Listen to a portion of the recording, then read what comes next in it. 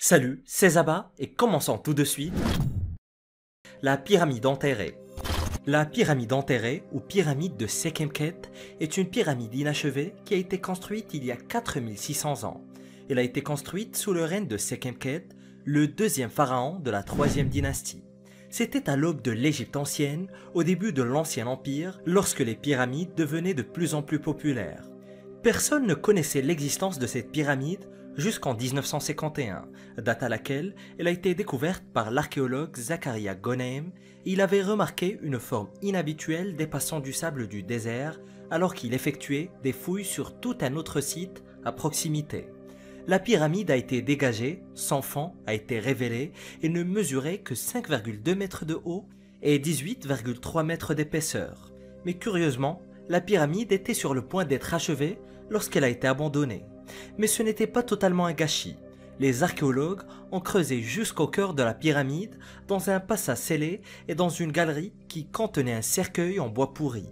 Il y avait aussi un petit assortiment de trésors, des bracelets en or, des perles et des jarres.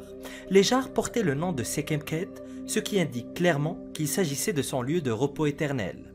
Il a fallu 3 ans aux archéologues pour creuser jusqu'à la chambre funéraire, à l'intérieur de laquelle se trouvait un magnifique sarcophage en albâtre, taillé dans un seul bloc de pierre.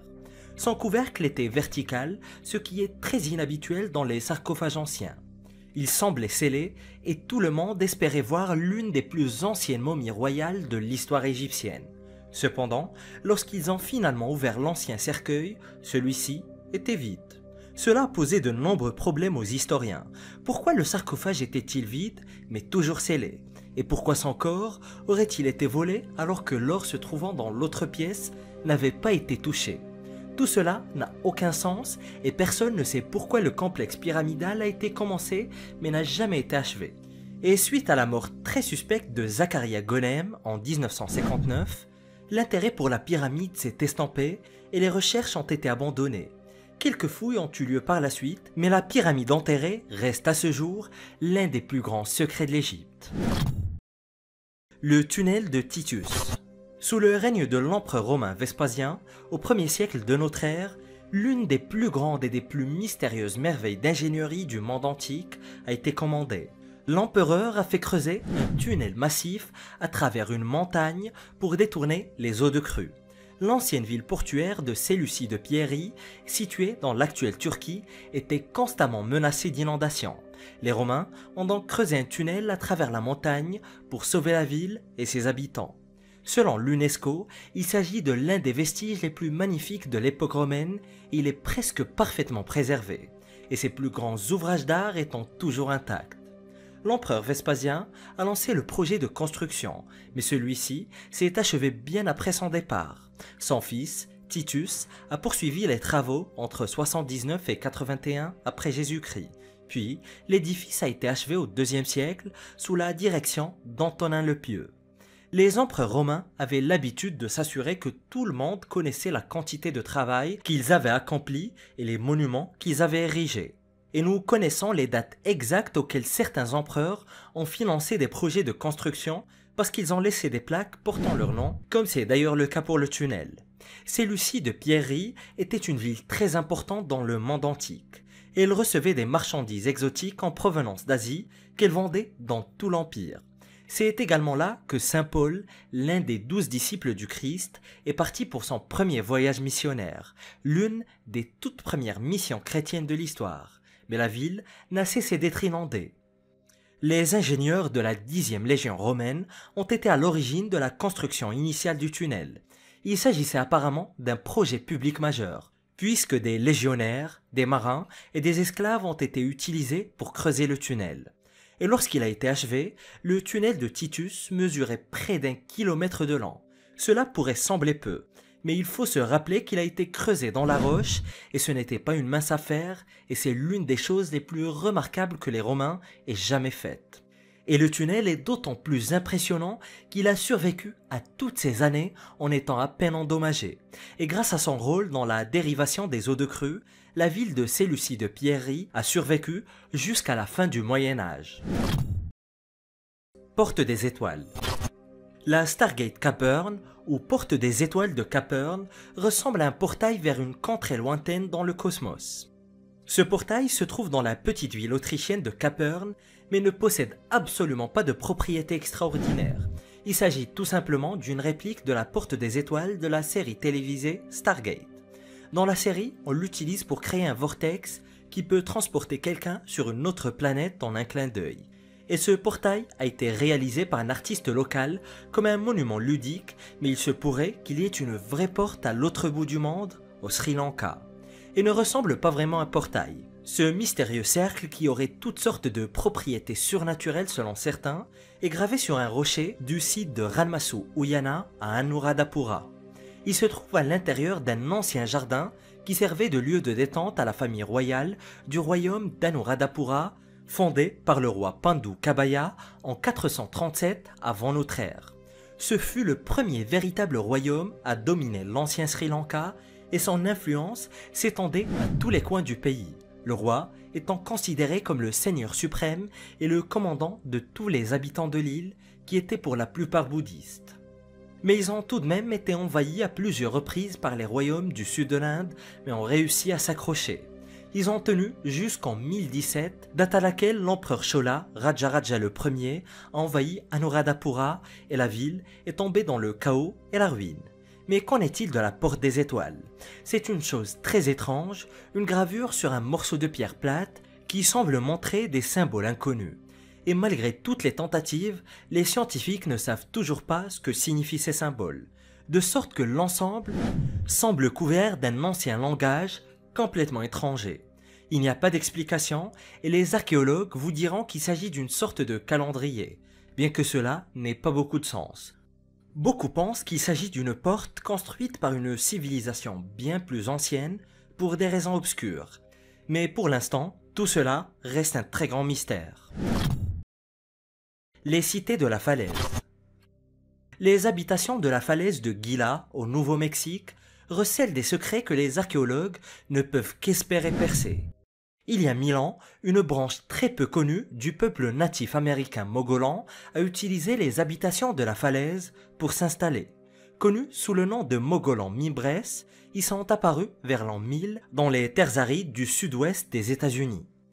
Les grottes naturelles creusées par l'érosion dans les flancs des canyons constituaient un excellent endroit pour s'installer.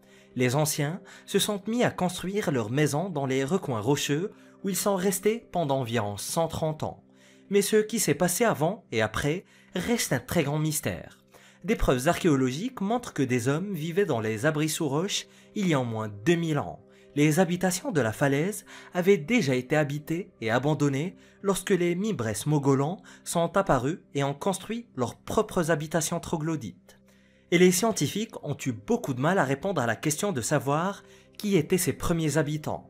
La falaise couvre une superficie d'environ 553 acres et les principaux bâtiments étaient abrités à l'intérieur de 5 alcôves principales. Toutes les alcôves donnent sur le Cliff Dweller Canyon et qui s'ouvrent sur la rivière Gila. Mais nous devons supposer que lorsque les gens ont construit leur maison ici, il y avait de la pluie et de la nourriture. Il a fallu énormément de travail pour construire les habitations troglodytes et les habitations en boue et en pierre, et les habitants ont dû donc être très bien nourris et bien soignés. Les preuves trouvées dans les habitations montrent que chaque unité était composée de 10 ou bien de 15 familles. Ces familles vivaient ensemble à l'ombre des rochers et se nourrissaient régulièrement de courges, de maïs et d'haricots. Ils mangeaient probablement aussi de la viande de cerf et de bison lorsqu'ils pouvaient en attraper un. Mais il s'est passé quelque chose en 1130 après Jésus-Christ. Les habitants des falaises ont disparu et personne ne sait où ils sont allés. Il aura fallu un peu plus d'un siècle pour qu'ils abandonnent le canyon, probablement parce que la pluie a cessé de tomber et qu'ils ne pouvaient plus se nourrir. Mais tout cela ne reste qu'une supposition. En réalité, les archéologues ne connaissent pas la vérité sur la disparition du peuple mogolan. Le triangle de Bridgewater. À peu près tout le monde a entendu parler du triangle des Bermudes. C'est étendue d'eau triangulaire dans l'océan Atlantique qui aurait englouti d'innombrables navires et avions. Mais beaucoup ignorent l'existence de la parcelle de terre triangulaire située entre Providence, Boston et Plymouth aux États-Unis. Il s'agit du triangle de Bridgewater, ou comme certains l'appellent, le triangle des Bermudes du Massachusetts. Le triangle est devenu célèbre dans les années 1970 lorsque Loren Coleman, cryptozoologue et auteur de Mysterious America, en a défini les limites. Et ne me demandez pas quel est le lien entre la cryptozoologie et le triangle des Bermudes, des Américains. Loren Coleman a écrit qu'à l'intérieur du triangle se produisaient des choses extraordinairement inhabituelles. Le triangle abrite également certains des sites archéologiques les plus obscurs d'Amérique du Nord, comme Dayton Rock. Dayton Rock est un rocher qui pèse environ 40 tonnes et qui est couvert de mystérieux pétroglyphes. Les pétroglyphes sont fascinants car personne ne sait qui les a réalisés ni ce que ces symboles bizarres sont censés représenter. Et ce n'est là qu'un des sites étranges du triangle. Il y a aussi Hockomock Swamp, une vaste zone humide qui engloutit les personnes qui s'aventurent trop profondément dans ces bourbiers gluants. Les amateurs de paranormal s'en foutent de cet endroit et pensent que de nombreuses victimes sans méfiance ont été emportées par le marais pour ne plus jamais être revues.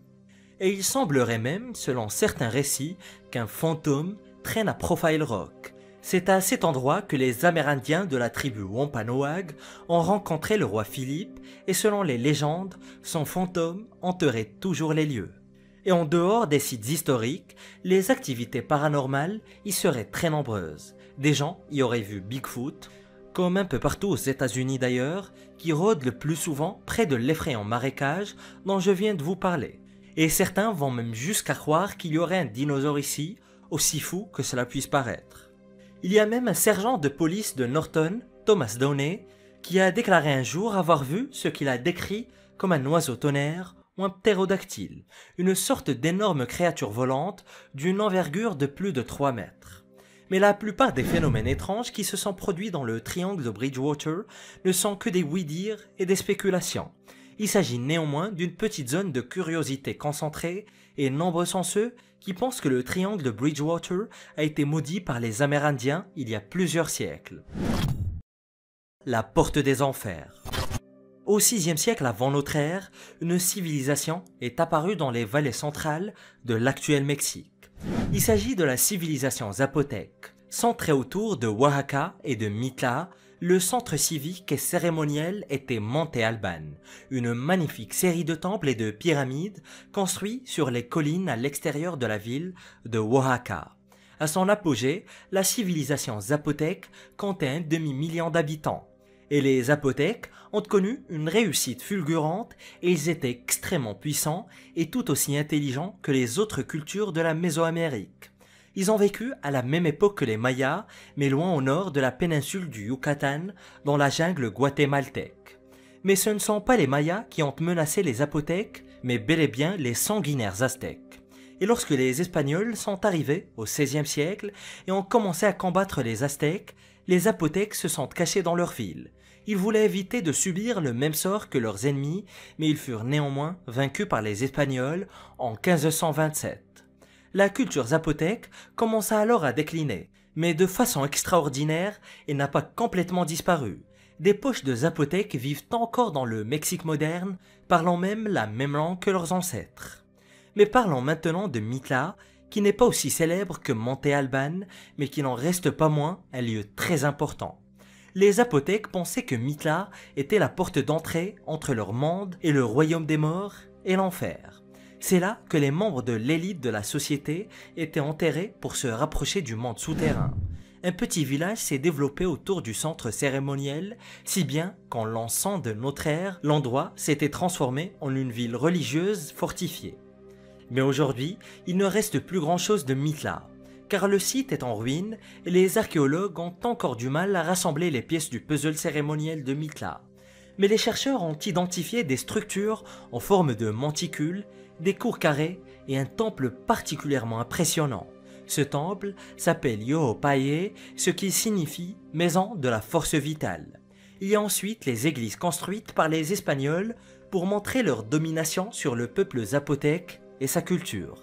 L'église de San Pablo a été construite à l'endroit exact où les Zapotèques croyaient que vivait la Dame de l'Enfer. Les Espagnols ont placé l'église au-dessus de l'entrée du monde souterrain pour empêcher ce qu'ils pensaient être un démon bien réel de s'échapper. les Espagnols créaient en effet que le diable ne se manifeste et ne leur cause des ennuis. L'ossuaire de Saint-Florian. Le monastère de Saint-Florian est célèbre pour sa bibliothèque, son orgue exceptionnel et les ossements qui se trouvent dans son sous-sol. Le monastère est situé dans la petite ville autrichienne de Saint-Florian et a été construit au IXe siècle après Jésus-Christ, et ce, pour servir de lieu de culte. C'est d'ailleurs le plus grand monastère de tout le pays et l'un des éléments les plus impressionnants de l'architecture médiévale de la région. Et Saint-Florian était vénéré comme le saint des ramoneurs de cheminées il y a très longtemps, puisque le ramonage était une profession très populaire, il fallait un saint pour les protéger. Et Saint-Florian est également le saint patron de la Pologne. Et depuis 1071, le monastère abrite des chanoines augustins, une communauté de prêtres qui vivent comme des moines. Et la grande bibliothèque a été construite en 1744. Elle contient actuellement environ 130 000 volumes écrits au cours des XVIe et XVIIe siècles. Mais la principale raison de visiter le monastère est de profiter du son de l'orgue exceptionnel qui joue dans la basilique. L'orgue Bruckner, nommé d'après le compositeur Anton Bruckner, est l'un des plus grands orgues en état de marche de la planète. Il compte plus de 7300 tuyaux et 103 jeux et c'est vraiment un objet de pure gloire. Entre la bibliothèque remplie de sagesse médiévale et un orgue spectaculaire, le monastère de Saint-Florian est extrêmement impressionnant. Mais parlons maintenant de ce qui se trouve sous le monastère. En dessous de l'édifice religieux se trouve une tombe très mystérieuse. C'est d'ailleurs le plus grand cercueil de la collection qui se trouve dans les couloirs froids et effrayants et dans lequel se trouve Anton Bruckner lui-même, le compositeur à l'origine du nom de l'orgue. Il a demandé à être enterré dans la crypte après sa mort en 1896. Il voulait que sa dépouille entende la musique de l'orgue pour le reste de l'éternité. On pense également que Saint-Florian est enterré quelque part dans la crypte, mais personne ne sait exactement où. Et de nos jours, le tombeau sert surtout de sanctuaire aux grands compositeurs. Bien que les murs soient tapissés des crânes et des ossements de plus de 6000 personnes décédées. La légende veut que ces ossements appartiennent aux premiers chrétiens qui souhaitaient être enterrés près de Saint-Florian. Mais là encore, nous ne savons même pas si les restes du saint se trouvent dans la crypte. La colonne de Marc Aurèle. La colonne de Marc Aurèle se trouve sur la Piazza Colonna à Rome. D'ailleurs, elle n'a pas l'air de grand-chose, c'est une colonne ordinaire comme on en voit dans toutes les colonnades. La plus grande différence est qu'elle est massive, vieille d'environ 2000 ans et qu'elle a été inspirée par une colonne encore plus célèbre. Les historiens pensent qu'elle a été créée par l'empereur Commode vers 180 après Jésus-Christ, et ce, en mémoire de ses parents. Le concepteur de la colonne se serait inspiré de la colonne Trajane, érigée à Rome soit 110 ans plus tôt, en 113 après Jésus-Christ. Et la colonne Trajane a été officiellement construite pour commémorer les campagnes militaires de l'empereur Trajan en Dacie. Mais elle a surtout été créée pour permettre à l'empereur de se vanter de ses victoires comme le faisaient souvent les empereurs. La colonne de Marc Aurèle est monumentale. Elle mesure plus de 37 mètres de haut, mais elle paraît beaucoup plus petite parce qu'une partie de la colonne est enfouie sous terre. Et personne n'a jamais fouillé la partie inférieure de la structure et pour l'instant, le mystère reste entier. Il pourrait y avoir un trésor ou rien de plus que des pierres cassées, ce qui rend la colonne infiniment fascinante pour les chercheurs. Le problème est que personne ne va commencer à creuser sur les places romaines historiques. Cela créerait un mauvais précédent et tout le monde voudrait bientôt déterrer des morceaux de la ville antique, ce qui est déjà un petit peu le cas d'ailleurs. Et bien que la colonne soit nue aujourd'hui, il y avait à l'origine une statue de l'empereur au sommet de la colonne, ce qui la rendait encore plus haute. Au IVe siècle après Jésus-Christ, le monument était indiqué à plus de 52 mètres dans les catalogues régionaux. Il devait y avoir quelque chose d'autre sur la colonne pour qu'elle soit aussi haute. Mais ce qui est vraiment incroyable, c'est que l'intérieur est creux et il y a un secret à l'intérieur de la colonne dont la plupart des gens ne soupçonnent même pas l'existence. Les touristes prennent des photos de cet objet tous les jours et ne savent rien de l'escalier en colimaçon qui mène à une plateforme d'observation située tout en haut. Mais l'intérieur est cependant fermé au public et les visiteurs ne sont donc pas admis. La civilisation d'Agartha. Jusque très récemment, les gens du monde entier étaient convaincus que la Terre était creuse. Partout, les gens croyaient en une terre creuse bien après avoir convenu que la terre était bien ronde.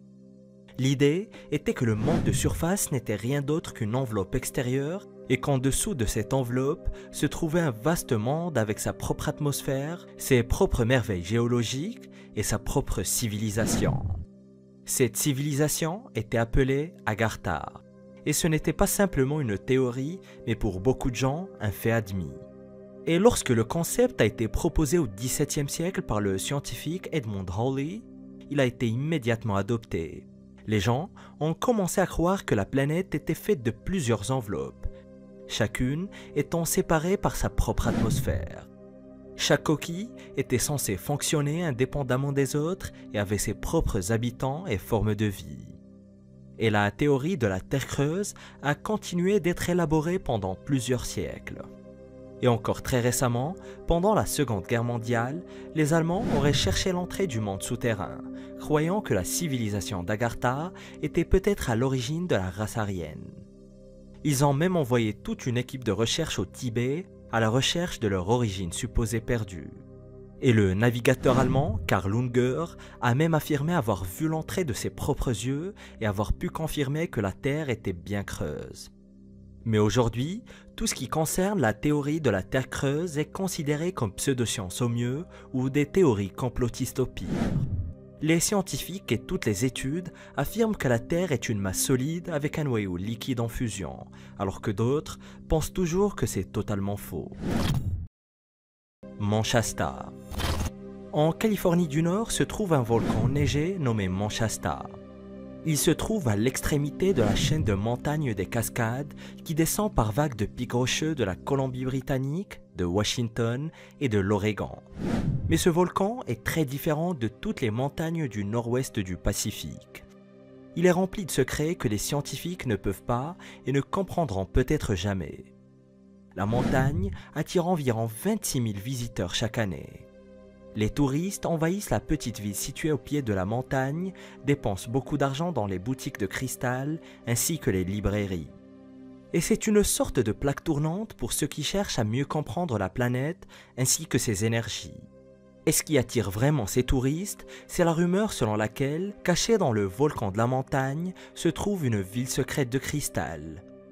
Une ville dont les anciens autochtones américains racontaient déjà les histoires avant l'arrivée des premiers Européens. Et il existe également des rumeurs selon lesquelles le volcan se trouve sur l'une des lignes de lait les plus puissantes du monde, créant un vortex énergétique dont les supposés spirites peuvent se nourrir supposément. La mystérieuse ville de cristal s'appelle Telos et a été décrite pour la première fois en 1864 par le zoologiste Philip Sclater.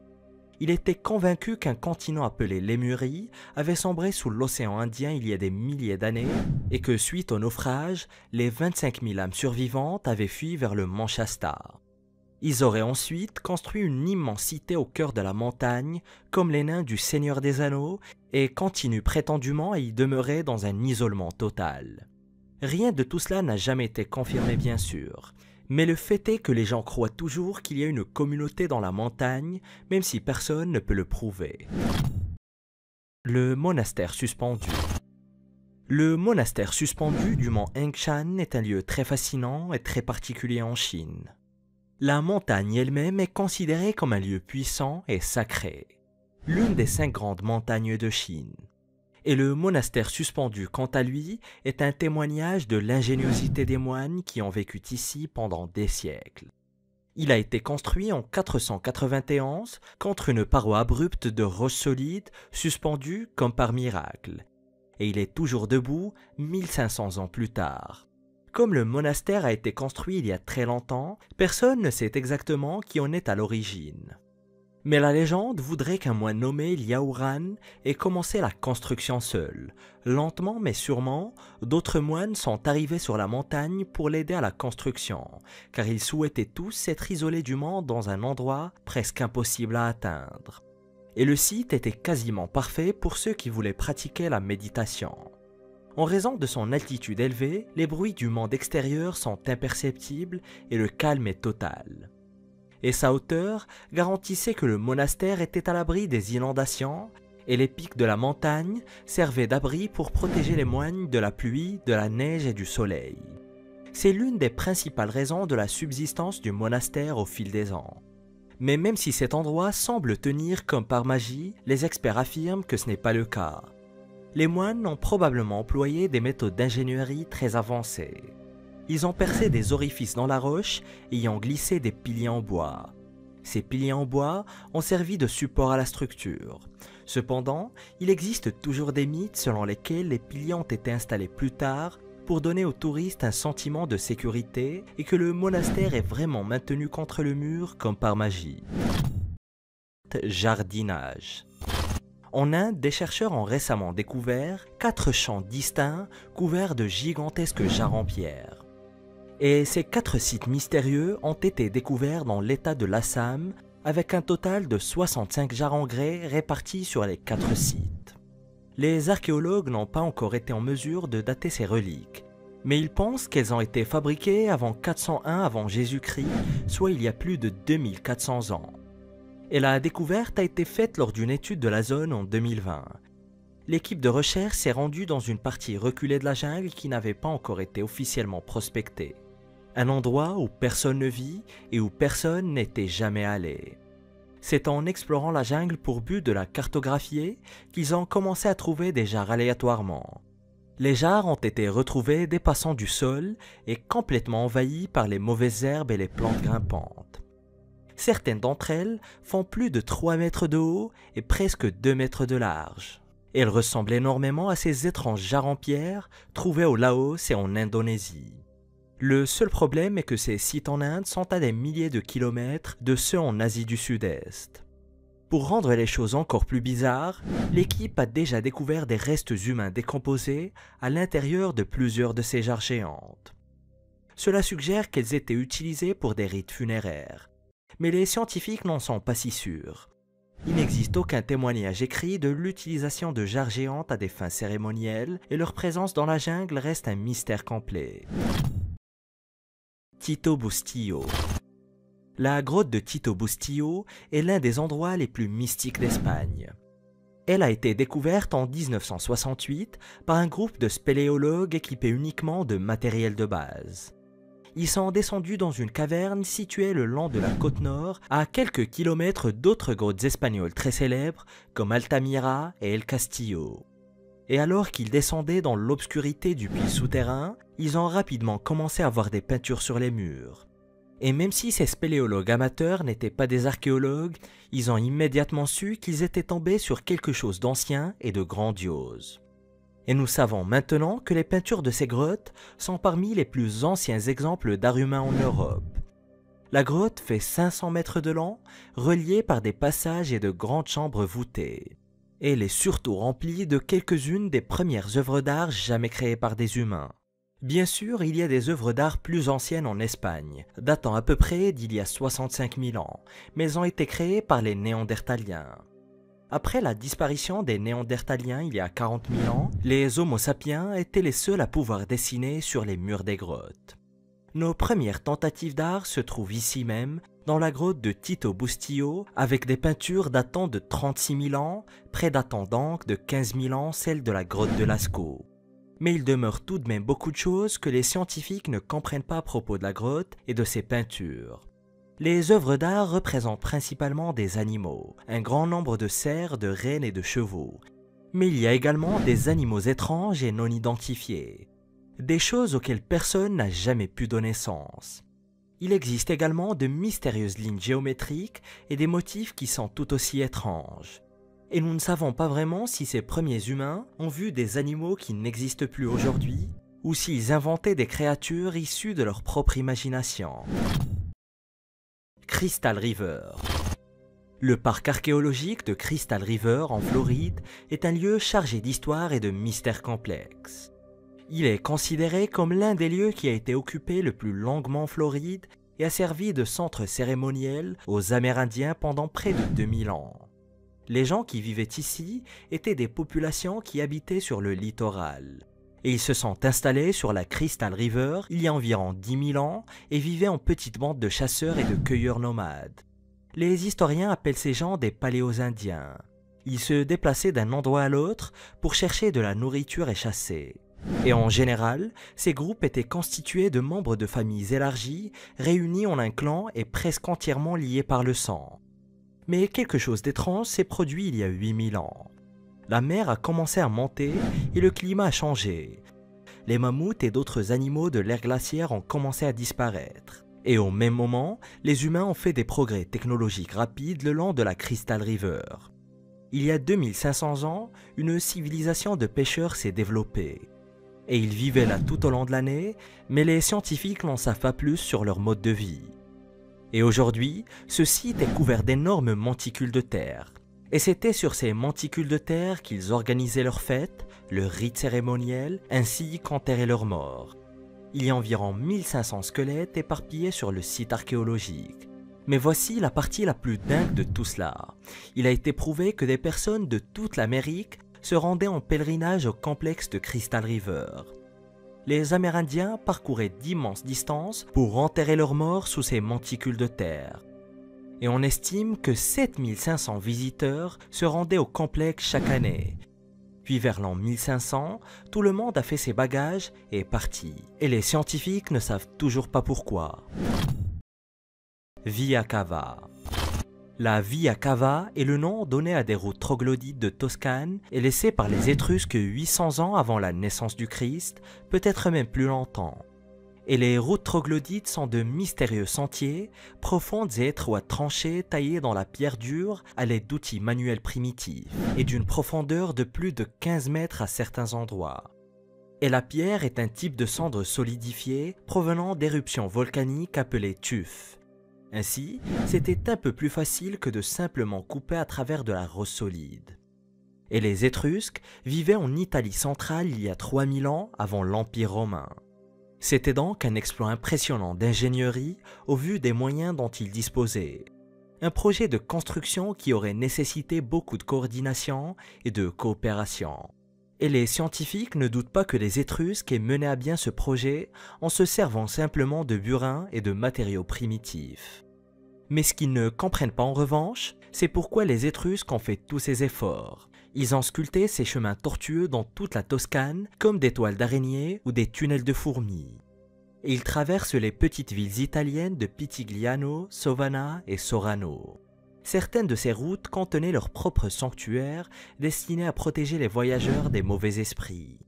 Et il y a même d'anciennes tombes situées le long de certaines de ces routes. Mais quel était le but d'une entreprise aussi étrange et énorme? Il existe en réalité plusieurs théories différentes. Certaines affirment que les routes auraient pu servir d'échappatoire en cas d'invasion militaire. D'autres disent qu'il s'agissait de chemins cérémoniels sacrés menant à des sites religieux. D'autres encore pensent qu'il s'agissait simplement de routes reliant les villages, facilitant le commerce et protégeant les marchands des bandits. Rondel tchèque. Et pour les esprits tordus, non, ce n'est pas ce que vous pensez. Des archéologues de la République tchèque viennent d'annoncer la découverte d'une incroyable structure néolithique encore plus ancienne que Stonehenge. Il s'agit d'une cocarde ou rondelle vieille de 7000 ans. Les scientifiques sont désemparés et ils n'arrivent pas à comprendre l'utilité de cette structure qui leur échappe toujours. Et selon des chercheurs de l'Institut d'archéologie de l'Académie des sciences tchèques, les cocardes sont les plus anciennes traces d'architecture en Europe. On en dénombre près de 200 sur tout le continent, dont 35 rien qu'en République tchèque. Et bien que les scientifiques aient analysé un grand nombre de ces structures préhistoriques, ils ne comprennent toujours pas leur utilité. Mais intéressons-nous à cette dernière découverte qui a été construite vers 4900 ans avant Jésus-Christ. En comparaison, Stonehenge a été construit plus de 1000 ans plus tard, en 3100 avant Jésus-Christ, et les pyramides égyptiennes encore plus tard en 2600 avant Jésus-Christ. On pense que la structure en forme de rang a été construite par un groupe d'humains primitifs connu sous le nom de la culture de la céramique décorée au poinçon. Il s'agissait d'agriculteurs primitifs d'Europe centrale qui ont atteint leur apogée entre 4900 et 4400 avant Jésus-Christ. Et la structure en elle-même fait près de 60 mètres de diamètre et ses murs sont à peu près aussi hauts que la tour de Pise. Et avant d'être détruite, la cocarde était circulaire. ressemblant à une grande fosse ouverte, mais elle a été construite à une époque où les outils n'existaient pas encore. Et c'est de l'âge de pierre dont nous parlons, bien avant le fer, quand les humains n'avaient accès qu'à des pierres tranchantes et des os d'animaux. Et la construction d'une telle enceinte aux murs élevés aurait été très impressionnante pour l'époque. Et les chercheurs pensent que la rondelle pourrait avoir été un centre de négoce primitif ou même un endroit où un culte préhistorique pratiquait d'étranges rites de passage et de cérémonies. Tombeau de la ruche. L'ancienne citadelle de Tirynthe était un endroit mystique il y a déjà 2000 ans. Les Grecs pensaient que la ville avait été construite à l'origine par Proétos, le grand-père du héros légendaire Persée et le fondateur supposé de la ville de Mycène. Proétos aurait construit la ville en 1600 avant Jésus-Christ, bien avant qu'elle ne soit désertée vers l'an 0 avec la montée du christianisme. Et si la ville a toujours été imprégnée de mythes, il y a un endroit en particulier sur lequel les scientifiques enquêtent toujours. En 1913, une structure en forme de ruche, connue sous le nom de trésor d'Atrée, parfois appelée tombe ou tombeau d'Agamemnon, et c'est une tombe à Tholos qui a été découverte à environ 800 mètres sous la citadelle. Et l'ancienne tombe à Tholos fait environ 3 mètres de large et 12 mètres de long. Et elle est remarquable car le toit est très fortement incliné et décoré pour ressembler à une ruche. Le mystère est que même si la tombe a été trouvée en parfait état, il n'y avait rien à l'intérieur, du moins rien de concret. Il y avait quelques tessons de peau et un seul autel en pierre avec une indentation carrée. Personne ne sait à quoi sert l'autel. Aucun sarcophage ou cadavre n'a jamais été retrouvé à l'intérieur et la tombe a été construite il y a environ 3400 ans. Et les chercheurs pensent que la tombe a été construite pour un héros antique. Mais personne ne sait vraiment qui était ce héros. Marawanga. Le site de Marawanga en Australie abrite 15 000 œuvres d'art rupestres. Elles s'étendent sur 120 mètres de grès et furent créées sur plusieurs milliers d'années. Mais ce qui est vraiment étrange avec ces œuvres d'art particulières, c'est qu'elles racontent une seule et même histoire cohérente. Certains pétroglyphes prennent la forme de traces d'animaux et de formes géométriques. Mais la plupart sont des gravures détaillées des 7 sœurs, un groupe de 7 étoiles dans le ciel désigné sous le nom de constellation des Pléiades. Et c'est une coïncidence déconcertante que les archéologues tentent toujours de comprendre. L'histoire des 7 sœurs se trouve dans de nombreuses cultures différentes à travers le monde.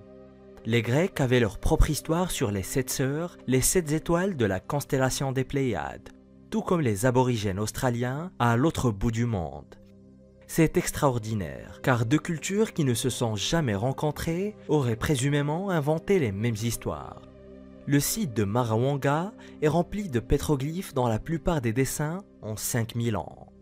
On peut y voir comment les 7 sœurs se sont poursuivies dans le ciel pour l'homme qui était amoureux d'elles.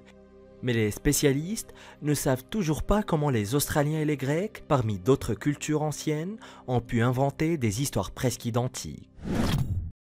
Le joyau de Sérène. En 1976, un tracteur dégageait la terre d'un champ, apparemment vide, au Salvador quand soudain, il a révélé les restes d'une maison. Ce n'était pas une maison moderne, elle était très ancienne. Des archéologues de l'Université du Colorado ont été appelés pour enquêter. Ils sont très rapidement arrivés à la conclusion que le tracteur avait mis au jour un village maya perdu aux proportions inimaginables. Et les fouilles ont commencé en 1988 et se sont poursuivies depuis. Jusqu'à présent, les archéologues ont mis au jour plus de 70 bâtiments d'un village disparu qui prospérait il y a plus de 10 000 ans. Joya de Sérène, ou joyau de Sérène, comme il a été appelé, est tout simplement extraordinaire parce qu'il offre certaines des traces les plus lointaines de la civilisation maya en Amérique centrale. Nous savons que nombre de leurs villes les plus impressionnantes se trouvaient dans le sud du Mexique et le nord du Guatemala actuel. Mais il est rare de trouver un établissement maya au Salvador, et cette découverte prouve à quel point ce peuple était répandu. Le village s'est vraisemblablement installé vers 200 après Jésus-Christ. Il a ensuite prospéré à la périphérie de la civilisation maya comme une sorte de communauté agricole très reculée. Les habitants de Sérène étaient très loin de l'agitation politique qui régnait sur des sites comme Tikal ou encore Chichen Itza. Ils auraient peut-être même survécu à l'effondrement de l'Empire Maya s'il n'y avait pas eu les événements de l'an 600 de notre ère. Et si vous vous demandez quelle sorte d'événement, eh bien ce genre d'événement. Comme le village agricole a été construit à l'ombre du volcan Loma Caldera, une éruption inattendue l'a enseveli sous les cendres, et tout le village a ensuite été perdu pendant 1400 ans jusqu'à sa redécouverte en 1976. Le visage d'Arakbout. Le visage d'Arakbout est une caractéristique géologique étrange que personne ne semble pouvoir comprendre. Il a été mis au jour dans la forêt amazonienne et a donné lieu à de nombreuses spéculations et controverses. Il semble s'agir d'un visage sculpté sur le côté d'une falaise de pierre solide, mais il pourrait simplement s'agir d'une roche qui ressemble au visage d'une personne. La mystérieuse découverte a été faite en 2014 dans la réserve Arakbout au cœur de la jungle péruvienne. Selon les autochtones locaux, le visage a toujours été là depuis des générations. Les autochtones ont appris de leur aîné des histoires remontant à des siècles à propos de visages mégalithiques gravés dans des pierres à travers la jungle. Mais le plus gros problème est que jusque très récemment, personne ne savait vraiment où se cachaient ces fameux visages. Les grands traits sculptés dans la pierre étaient plus un mythe qu'autre chose, du moins jusqu'à ce que l'un d'entre eux soit physiquement retrouvé. Et le visage d'Arakbout ressemble effectivement à un visage humain sculpté, surplombant une chute d'eau, avec une vue dégagée sur la végétation de la vallée. Et la formation fait environ 12 mètres de haut et est totalement recouverte de mousse. Elle comporte un front proéminent qu'on dirait sculpté à la main et un nez pointu. Mais il n'y a néanmoins pas de marque claire d'outils antérieurs et aucune autre preuve à proximité d'une activité humaine passée. Soit cette chose est un ancien gardien de la jungle sculpté par une civilisation perdue, soit ce n'est qu'une pareidolie, c'est-à-dire la tendance humaine à voir des formes familières là où il n'y en a pas. Qu'en pensez-vous? Faites-le moi savoir dans les commentaires. Numéro 8, Monument national de Guayabo. Presque exactement en plein centre du Costa Rica se trouve un endroit appelé le Monument national de Guayabo. Et cet ancien site archéologique se trouve sur la pente du puissant volcan Turrialba. Le site est entouré de toutes parts d'épaisses forêts tropicales et d'une verdure éclatante. La forêt et la végétation prospèrent ici grâce à la richesse du sol volcanique. Mais le site lui-même n'est guère plus qu'une ruine de ce qui était autrefois une puissante ville. C'était très probablement le centre d'une civilisation qui a été initialement habitée vers 1000 avant Jésus-Christ. Le peuple qui vivait ici, connu sous le nom de Guayabo de Turrialba, ont prospéré pendant plus de 2000 ans, et n'ont abandonné la ville que peu de temps avant l'arrivée des Espagnols pour des raisons inconnues. Et à ce jour, les scientifiques n'ont jamais trouvé de signes indiquant pourquoi ils auraient quitté leur grande cité. Certains pensent qu'ils ont été assaillis par une maladie étrangère, d'autres pensent qu'ils ont été détruits par une civilisation rivale, mais il se pourrait aussi que ce soit une catastrophe naturelle qui les ait forcés à fuir. Les ruines de la ville ont été découvertes dans les années 1800. Les premiers archéologues ayant identifié des pétroglyphes et des tombes, ainsi que les vestiges d'au moins 43 bâtiments faits de pierre. La ville possédait 3 aqueducs fournissant une eau douce illimitée à ses habitants, et 2 grandes routes permettaient d'entrer et de sortir de la ville, ainsi que de petits sentiers qui menaient probablement à des colonies plus éloignées. Toutes les fouilles ont prouvé qu'il s'agissait d'un centre culturel de l'ancien Costa Rica, mais encore une fois, nous ignorons ce qui leur est arrivé. Les Guayabos survivaient en mangeant des aliments cultivés dans la jungle, principalement des plantes comme le yucca. Ils ne semblent pas avoir été victimes d'une sécheresse comme les Mayas, et pourtant, ils semblent s'être volatilisés comme par magie. L'Atlantide. Une équipe de chercheurs affirme encore une fois qu'elle vient de découvrir la cité perdue de l'Atlantide, la cité légendaire qui aurait été détruite par un tsunami il y a des milliers d'années. Et oui, je sais, c'est la énième fois que nous entendons de telles choses, mais cette fois-ci, les arguments semblent tenir la route. La supposée cité perdue a été mise au jour dans un terrain plat et boueux du sud de l'Espagne.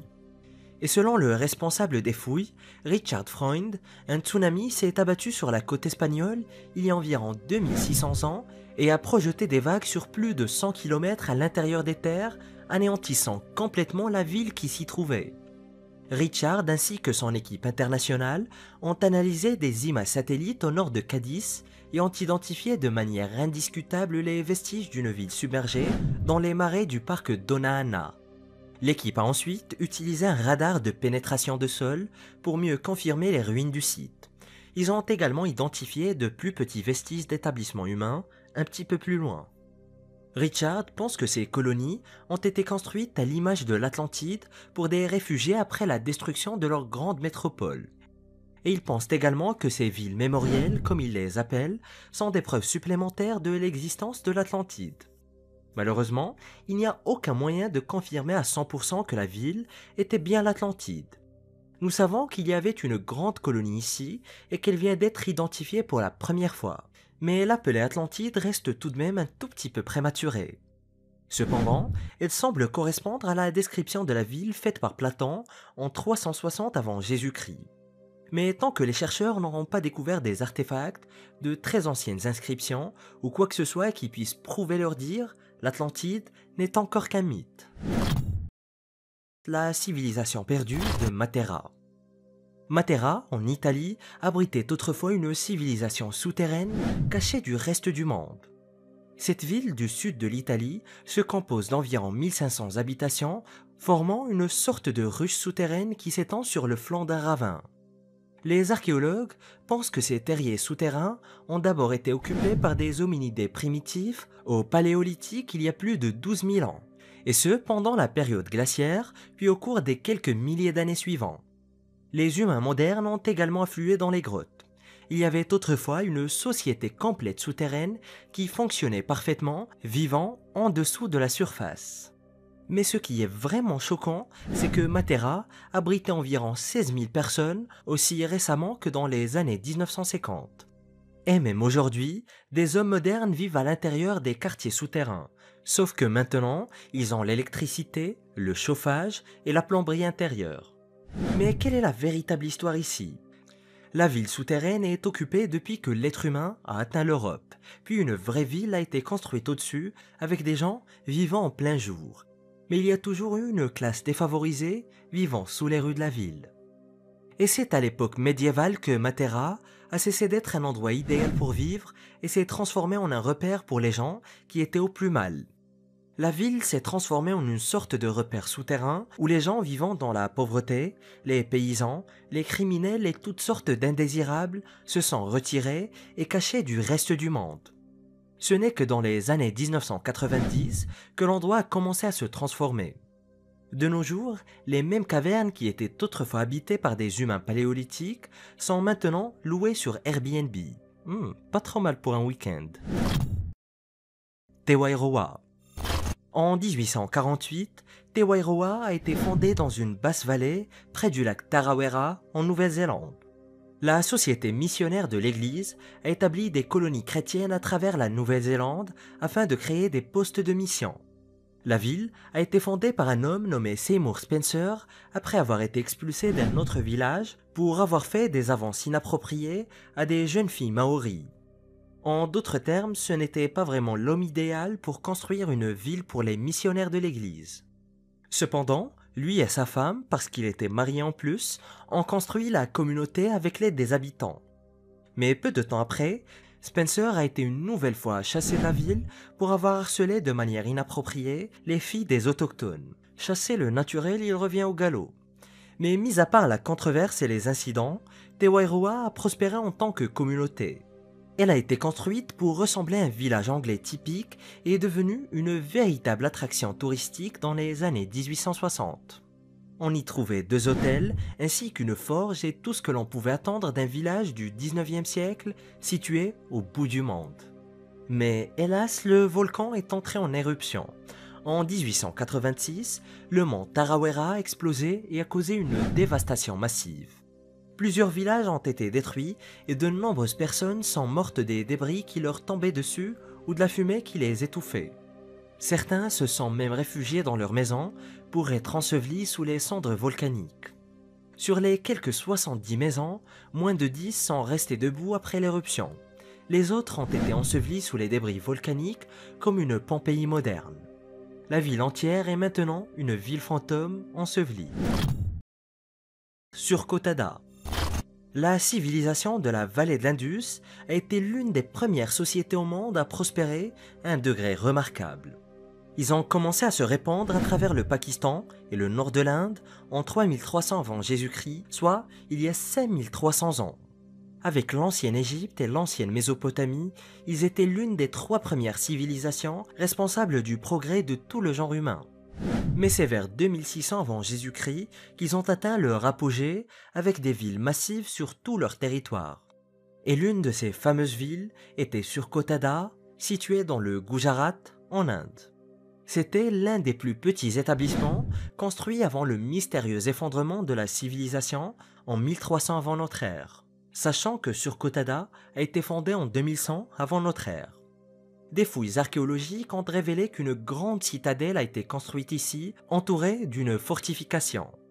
Il y avait également plusieurs zones résidentielles accessibles par les 2 entrées de la citadelle, au sud et à l'est de la ville. Et en peu de temps, la ville s'est transformée en un véritable centre d'activité florissant. Les populations de la civilisation de l'Indus ont habité ici pendant 400 ans sans interruption et sans invasion. Les historiens pensent qu'il s'agissait principalement de peuples pacifiques et que pendant 4 longs siècles, ils ont vécu en disposant d'une alimentation abondante et de beaucoup d'eau douce. Mais ensuite, tout aurait changé. Les archéologues ont découvert une couche de cendres correspondant à un incendie généralisé qui a débuté vers 1800 avant notre ère. Un événement majeur s'est produit et qui a failli tout réduire en cendres. Des artefacts ont prouvé qu'un autre groupe de personnes a commencé à migrer vers cette colonie peu après la catastrophe. Mais personne ne sait ce qui s'est passé ensuite. Mais la ville a brusquement été abandonnée peu après l'incendie et l'afflux des nouveaux résidents. Et suite à cela, toute la civilisation de la vallée de l'Indus s'est effondrée. En fin de compte, Surkotada et les autres villes ont toutes été désertées. Old Sarum. Les archéologues sont convaincus que Old Sarum est le plus ancien établissement de Salisbury en Angleterre. Cependant, il n'en reste pas grand-chose aujourd'hui, rien d'autre que des marques et des fosses sur le sol où se dressait autrefois l'impressionnante cité. Et elle a été construite au sommet d'une colline au beau milieu de nulle part, environ 3 km de la route la plus proche. Et se trouvait également à proximité des cercles de pierre d'Avery et du site historique plus célèbre connu sous le nom de Stonehenge. Des humains ont vécu ici dès 3000 ans avant notre ère, mais la ville actuelle d'Old Sarum a été construite vers 400 avant notre ère. Il s'agissait d'un fort de l'âge du fer qu'on aurait dit tout droit sorti d'un roman fantastique. Il y avait un énorme château au sommet de la colline avec des hautes murailles défensives et des tours de guet. Le reste de la ville s'est développé autour de la fortification principale et au fil des siècles, de plus en plus d'ajouts ont été réalisés. Et la ville est même restée debout pendant l'occupation romaine et au fil du temps, les chemins de terre se sont transformés en routes pavées. Les Saxons ont pris la forteresse par la force au VIe siècle et l'ont transformée en une forteresse encore plus grande.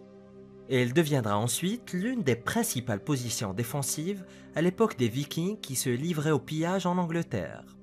Et lorsque les Normands ont pris le contrôle de la ville, ils ont construit ce qu'on appelle un château Bailey, une cour entourée d'une enceinte et une cathédrale massive. Un palais pour le roi Henri Ier a également été construit, puis, après 3000 ans d'histoire, la ville a été démantelée brique par brique. Les bâtiments d'Old Sarum ont été démontés et utilisés comme matériaux de construction pour la ville de New Salisbury. Et l'ensemble de la ville a finalement été dépouillé et oublié. Le complexe de Dovbush. Le complexe rocheux de Dovbush, en Ukraine, s'est formé naturellement il y a 66 à 56 millions d'années. Mais beaucoup plus récemment, il a été utilisé comme une forteresse de pierre. Les formations rocheuses naturelles ont été sculptées pour ressembler à des tours médiévales et à des tours de forteresse. Les archéologues ont trouvé des traces d'un ancien monastère qui aurait été habité par une communauté de moines chrétiens orientaux à l'époque médiévale. Cependant, des preuves ont également été trouvées que le site était utilisé bien avant cela comme un château naturel par une tribu mystérieuse.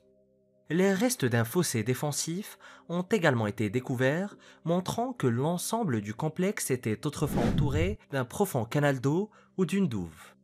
Malheureusement, le complexe rocheux de Dovbush n'a fait l'objet que de très peu de travaux archéologiques.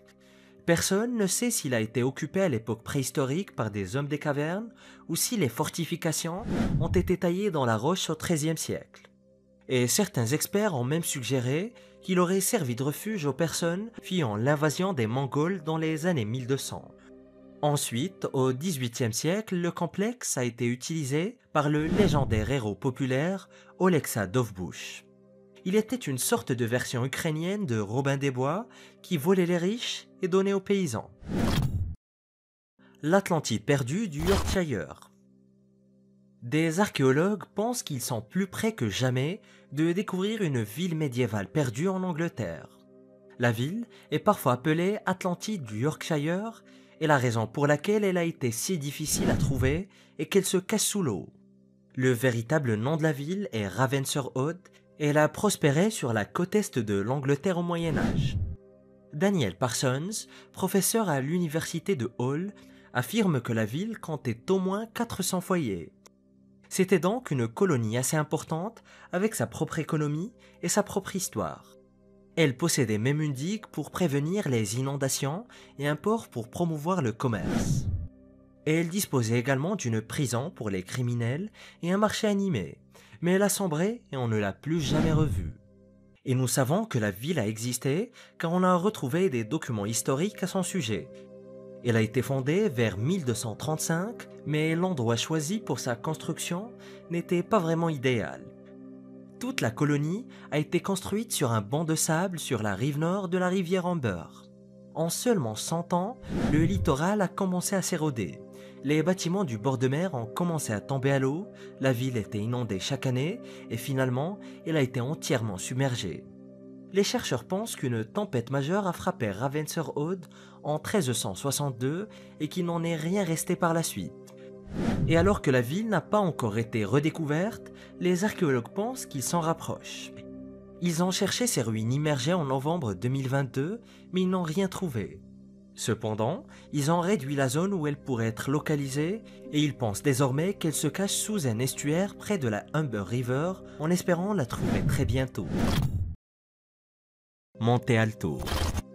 Les anciens habitants de Monte Alto avaient une compréhension hors du commun du magnétisme. La civilisation pré-maya possédait d'incroyables connaissances très avancées que de nombreuses sociétés ne connaîtront pas avant des milliers d'années. Et en réalité, les scientifiques ne comprennent toujours pas complètement les propriétés qui régissent les champs magnétiques. La civilisation de Monte Alto a vécu des siècles avant les Mayas dans ce qui est aujourd'hui le Guatemala. Elle a prospéré entre 500 et 100 avant Jésus-Christ, puis a lentement sombré dans les ténèbres du passé. Mais avant de disparaître, cette civilisation mystérieuse a expérimenté avec le magnétisme. Ils ont laissé derrière eux des sculptures en pierre et des têtes gigantesques qui sont mystérieusement magnétisées. Ces anciens peuples employaient des pierres très spécifiques qui avaient été magnétisées par la foudre pour réaliser leurs œuvres. Et c'est d'ailleurs devenu une sorte d'obsession pour eux. Ils préféraient réaliser leurs œuvres uniquement avec des pierres qui présentaient ce qu'ils devaient considérer comme une sorte de force magique. Mais les Monte Alto sont très loin d'être la seule civilisation antérieure à remarquer les particularités du magnétisme. Le philosophe grec Thalès de Milet décrivait l'étrange attraction du fer par une pierre appelée magnétite, car elle était répandue dans la région de Magnésia, en Thessalie, au VIe siècle avant Jésus-Christ. Et si les Grecs, ainsi que les civilisations mésoaméricaines l'ont remarqué, il y a de très fortes chances que d'autres peuples l'aient aussi remarqué. Mais malheureusement, nous ne savons toujours pas grand-chose de la culture de Monte Alto. Ils vivaient dans des agglomérations massives, construisaient des pyramides et d'autres grandes structures et étaient dirigés par une classe d'élite qui dictait les religions locales. Ils vivaient principalement le long de la côte pacifique et aimaient construire des têtes de pierre géantes, tout comme la civilisation olmèque. Mais nous ignorons toujours quelle langue ils parlaient, en quoi consistait leur croyance et quelle était la raison de leur obsession pour le magnétisme. Les bâtisseurs de pyramides amazoniens. Des chercheurs de l'Institut archéologique allemand, dirigés par le célèbre scientifique Heiko Brümers, ont récemment publié dans le magazine Nature des informations choquantes sur la culture Kasarabe de la jungle amazonienne. Les archéologues ont décrit une paire de peuplements qui n'avaient jamais été observés auparavant, nommés Kotoka et Landivar. Ils ont également découvert 24 petites villes cachées sous l'épaisse canopée de la jungle amazonienne en Bolivie. Et pour ce faire, l'équipe s'est servie de technologie de LIDAR pour créer une carte tridimensionnelle du terrain. Et l'étude de cette carte leur a permis de voir tous les vestiges de structures, même ceux qui étaient enfouis sous une épaisse végétation. Le choc a été grand lorsqu'ils ont constaté l'ampleur réelle du territoire des Kasarabe. La culture s'est développée autour de l'an 500 après Jésus-Christ et a perduré pendant près de 1000 ans, entraînant un changement radical en Amazonie.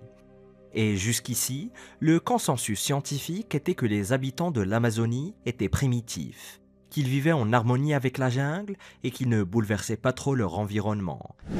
Mais il s'est avéré que ce n'était pas du tout le cas.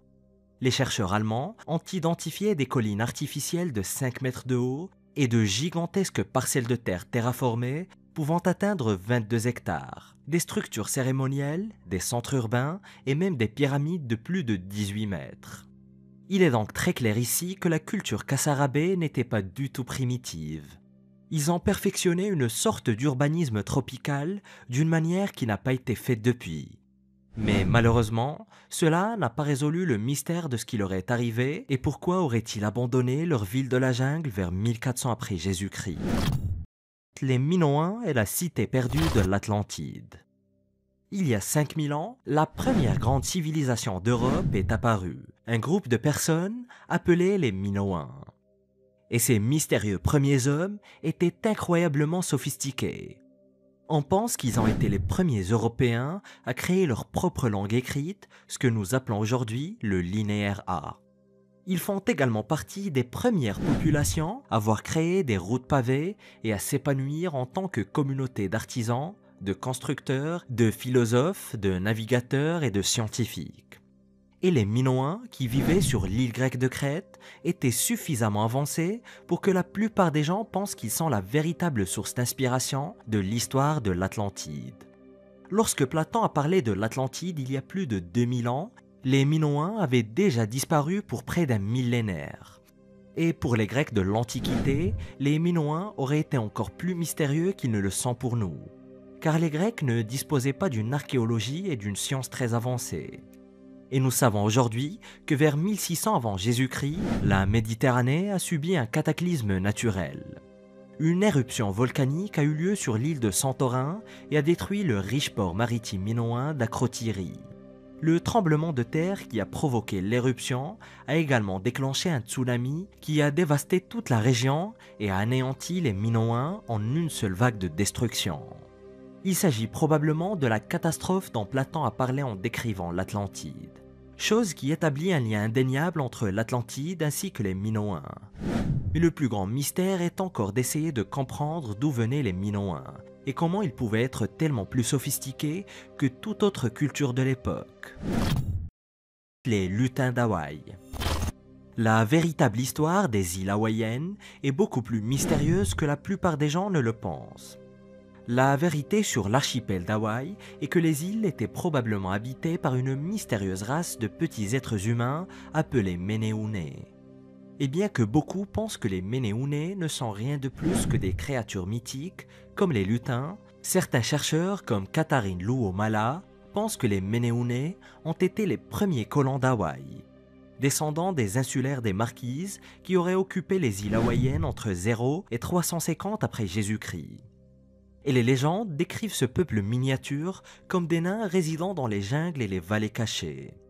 Ils furent les premiers humains à vivre à Hawaï, possédant une connaissance avancée de la taille de la pierre ainsi que de la construction. Et beaucoup pensent d'ailleurs que ce sont les Menehunes, des nains en chair et en os, qui sont à l'origine des grands travaux réalisés à Hawaï et qui déconcertent les spécialistes depuis des années. Par exemple le fossé Menehune sur l'île de Kauai. Le fossé de Ménéhouni ne ressemble à rien aujourd'hui. Il s'agit de quelques blocs lisses de pierres basaltiques que vous ne remarqueriez même pas si vous passiez devant, tant ils sont recouverts de végétation. Et on dirait qu'il pourrait s'agir d'un mur ou peut-être d'un aqueduc antique. Mais la seule chose qui est sûre, c'est qu'elle ne ressemble à aucune autre construction d'Hawaï. La technique de construction était bien plus avancée que les techniques employées plus tard par les migrants tahitiens au XIVe siècle. Ceux qui ont construit cette chose ont probablement construit d'autres merveilles il y a des milliers d'années. Mais ont depuis été détruites par les colons ainsi que l'activité volcanique. Les architectes pourraient très bien avoir été les mystérieux Ménéhouni, une ancienne espèce humaine, non documentée, qui ressemblait davantage aux nains du Seigneur des Anneaux. Les Vascons. Les Vascons n'étaient pas tant une civilisation qu'une tribu de gens dont l'histoire a été largement oubliée.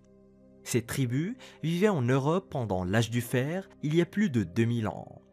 Ils avaient plus précisément leur foyer dans le nord de l'Espagne.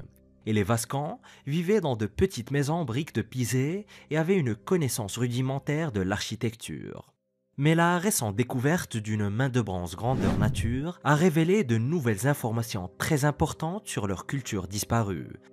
Et la main de bronze est un artefact appelé la main d'Irulegi. Elle a été découverte par des archéologues de la Fondation scientifique Aranzadi lors d'une fouille près de la ville de Pampelune. La main a immédiatement captivé les scientifiques car elle est gravée de symboles très étranges.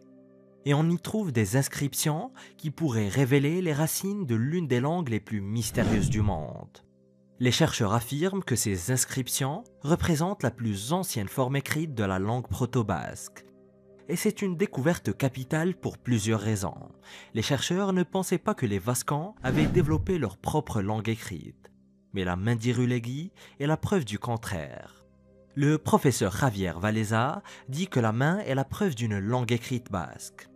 C'était probablement la langue de base ou la forme la plus ancienne du basque moderne, une langue qui est d'ailleurs encore parlée en Espagne et en France à ce jour. Et cette découverte change complètement la façon dont les scientifiques considèrent les Vascons. Il ne s'agit peut-être pas d'une simple tribu primitive de la péninsule ibérique. C'était donc un peuple très avancé qui a créé ses propres mots et les a écrits, chose qui n'est pas le cas de beaucoup de civilisations anciennes. Les ruines Gedi. Les ruines Gedi au Kenya sont enfuies dans une forêt luxuriante le long de l'océan Indien. Les ruines faisaient à l'origine partie d'une ville prospère fondée au XIIIe siècle. L'ensemble de l'endroit est un mystère troublant pour les scientifiques qui ne parviennent toujours pas à comprendre pourquoi il a été abandonné ou comment il a été élaboré. Et les ruines sont aujourd'hui constituées de maisons en briques coralliennes brisées, d'une mosquée détruite et des restes d'une infrastructure étonnamment avancée. Et la ville, croyez-le ou non, avait des toilettes à chasse d'eau, de l'eau courante dans les maisons et des rues savamment aménagées.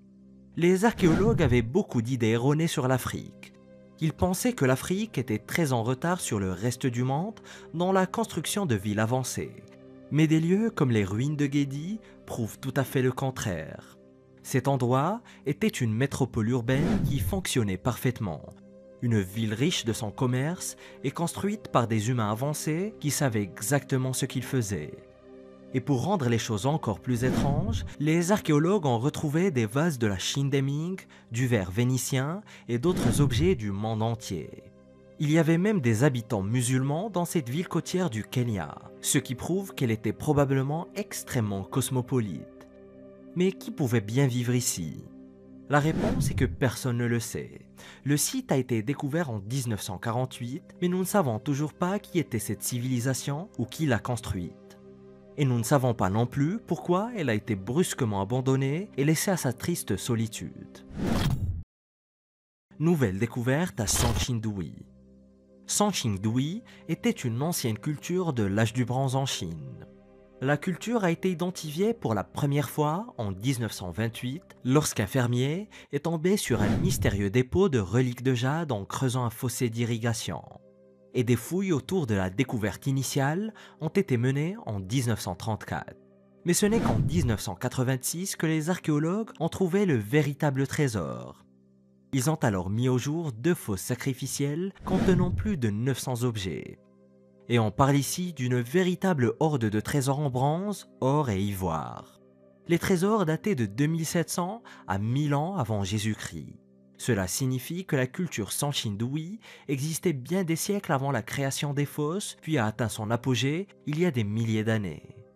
Cela précède même la construction des pyramides en Égypte, ce qui rend la culture Sanchin-Dui tout aussi avancée que les Égyptiens en termes d'architecture et d'urbanisme, peut-être même davantage.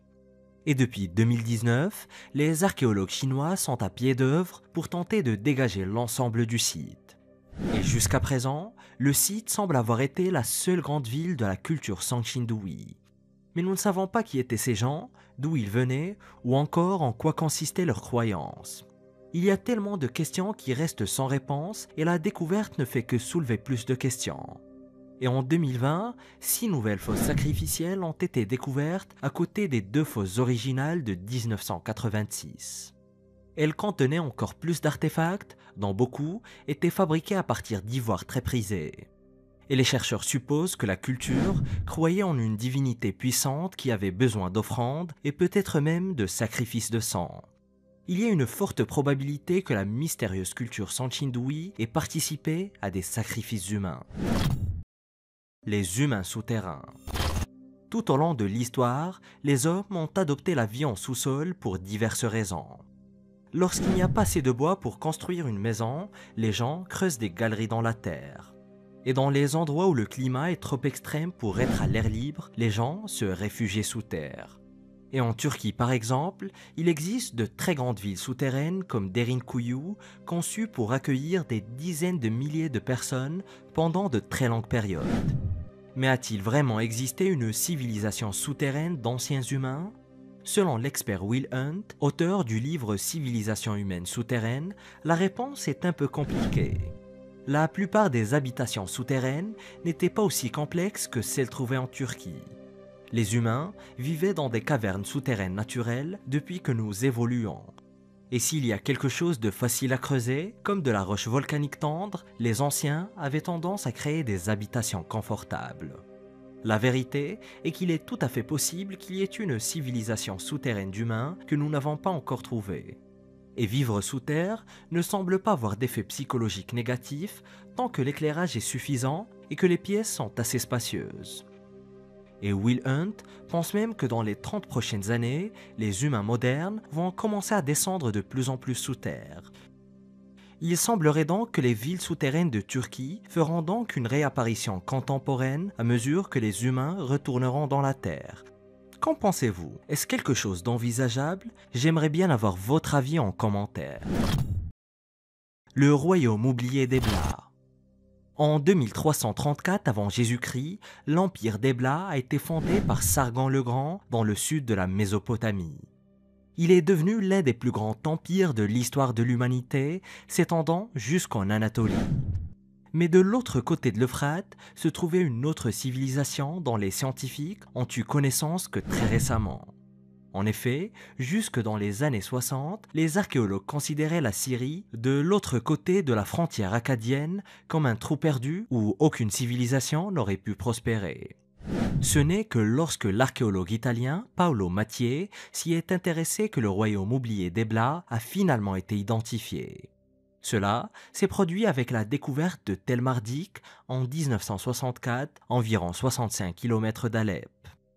Les fouilles se sont poursuivies pendant 4 ans jusqu'à la découverte d'une statue monumentale en 1968. La statue était dédiée à la déesse Ishtar et commandée par le roi Ibiklim d'Ebla. À ce moment-là, les archéologues étaient d'accord pour dire que la Syrie avait beaucoup plus à offrir. Il y avait clairement une grande civilisation ici, avec son propre panthéon de dieux, son propre roi et ses grandes villes. Plus surprenante encore était la révélation qu'Ebla aurait été en contact direct avec Akkad, comme le mentionnent des textes akkadiens. Et nous savons désormais qu'Ebla existait il y a environ 4400 ans plus tard. Ils avaient des partenaires commerciaux dans le monde entier, avec des liens aussi loin que l'Égypte et l'Afghanistan. Ils pratiquaient un artisanat étonnant, créant de très beaux ouvrages en or, en ivoire et même en lapis lazuli. Mais leur puissante civilisation a pris fin vers 2000 ans avant Jésus-Christ lorsque les Acadiens ont volé leurs terres et détruit leur ville. Les Nazca. Le peuple Nazca du Pérou a prospéré à partir du 2e siècle avant Jésus-Christ et a mené une existence relativement paisible jusqu'en 700 après Jésus-Christ. Et s'ils sont surtout connus pour leurs mystérieux géoglyphes qu'ils ont laissés gravés dans la terre, ils étaient bien plus que cela. Ils fabriquaient des poteries distinctives et construisaient d'impressionnantes cités urbaines comme Cahuachi et Ventilla. Ils se sont répandus dans toute la région de Nazca et étaient constitués en grande partie de chefferies. Il s'agissait d'un très grand nombre de groupes distincts, liés par un intérêt commun et une cohésion culturelle partagée. Mais le plus choquant dans l'histoire, c'est qu'ils étaient très peu nombreux. Les experts ont estimé qu'il y avait environ 25 000 personnes au total à Nazca, répartis dans de petits villages construits près de plaines d'inondation et de bassins d'irrigation. Et la première spécialité des Nazca était le textile. Les archéologues ont trouvé des preuves qu'ils échangeaient leurs textiles avec des groupes des hauts plateaux et même plus loin. Et les Nazca pratiquaient également la momification, enveloppant leurs défunts dans des tissus et les enterrant dans des puits profonds comme le faisaient les Égyptiens.